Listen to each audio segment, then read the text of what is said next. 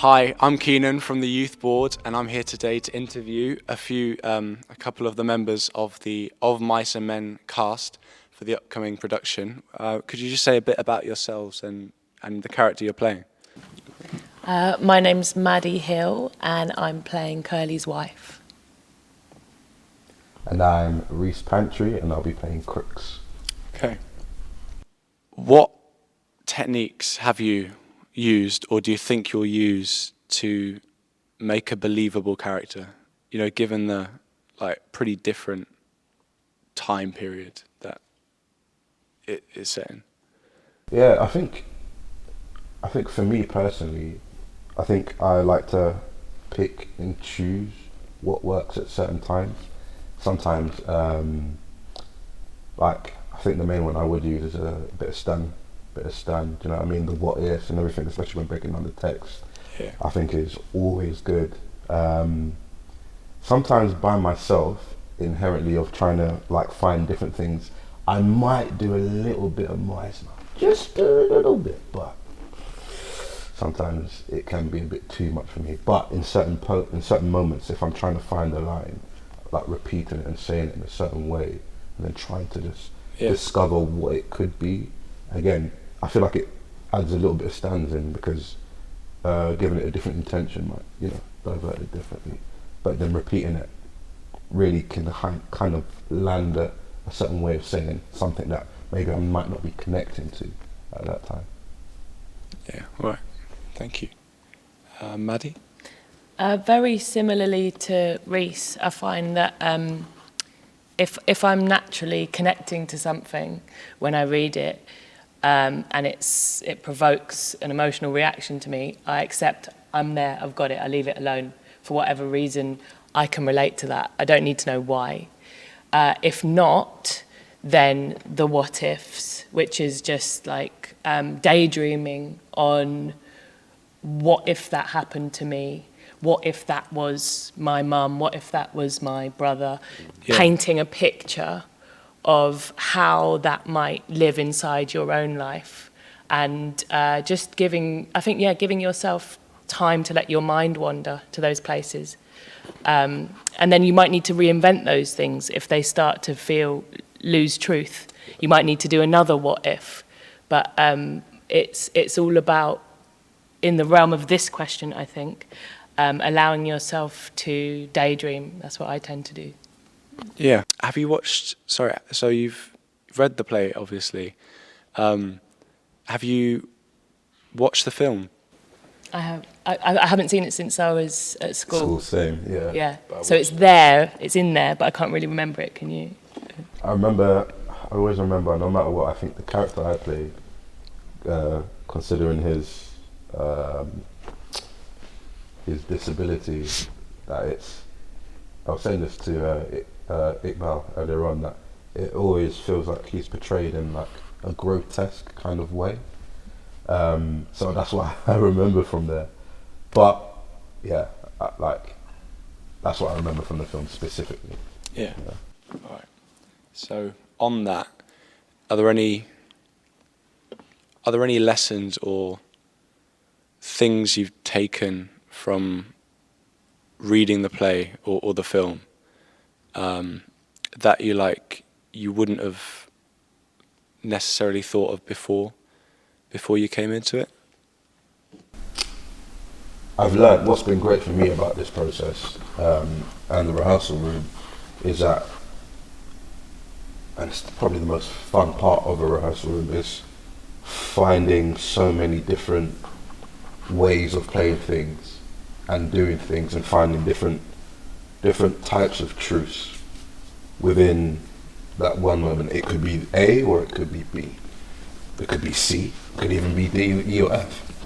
There's options, and it's finding out what option kind of works. And then you never know, you might have that option in week 1 of rehearsal, but when you get to week 3 or maybe a few days before previews of the show, you might be, oh, you know what, I think I might have to go for option 3 because it feels kind of similar to what Maddy was saying, the truth isn't there in the same way how it could have been, how it was before.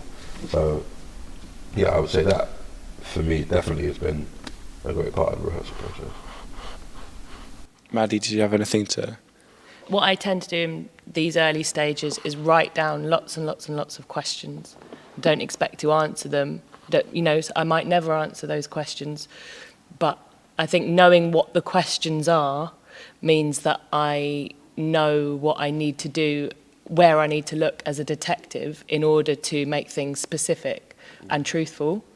And I have learnt from this week that I have a lot of questions, a lot of questions.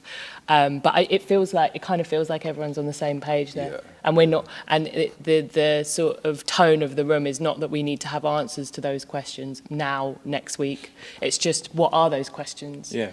And agreeing on kind of what the questions are rather than what the answers are, if that makes sense. Yeah. So even if you don't use all the questions, it's just that wider picture. Yeah. And all right, getting that understanding. What, big, deep question. What would you say is the moment that defines the play for you? I know you haven't put it up yet, but Deep. what do you think is the moment that defines it? For me, it's when Lenny gets shot, unfortunately. But I don't want it to be the moment. Yeah. Interesting. I think for me, the point that is decisive and heartbreaking is Kylie's wife's death, I would say. Because it's at that point that it was so accidental, but that changes everything. The dream of having their own, their own spot, their own place, boom, it's gone. At that moment. I think shattered dreams is a massive theme, isn't it? Yeah, within the play. Dreams and shattered dreams. And both of those are sort of like, there's an inevitability to both of those moments. Yeah. But yeah, it's funny, maybe I did think that and I couldn't bring myself to say it. Yeah, I can say that about Crooks. What prompted you to take this role in particular? I'd imagine there are different roles to go for. So what made you choose to be Kylie's wife and Crooks, or choose to go for that? For me, something that really struck me was that I remember studying this play. You study it in so much detail. I think it was GCSE. And I remember thinking that Curly's wife was the reason that Lenny died. I remember thinking she was a problem, she was an issue. And when the audition came in and I reread it, I actually couldn't quite believe that it wasn't just my take, it was the general consensus. That was like what we were writing essays about. Yeah. And it felt really important to me to revisit this human and humanize her, basically, because I don't think Steinbeck wrote her with the intention of dehumanizing her. No. I think it's actually a cultural view that dehumanizes her, and Steinbeck was resisting that.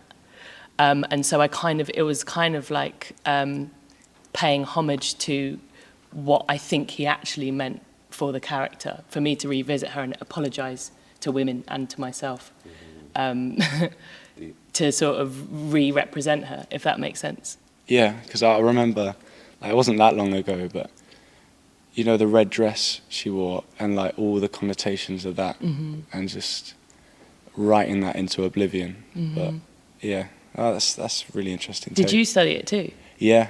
Wow. It wasn't for GCSE, but it was I think it was in year 9 or something. Yeah. So, but yeah.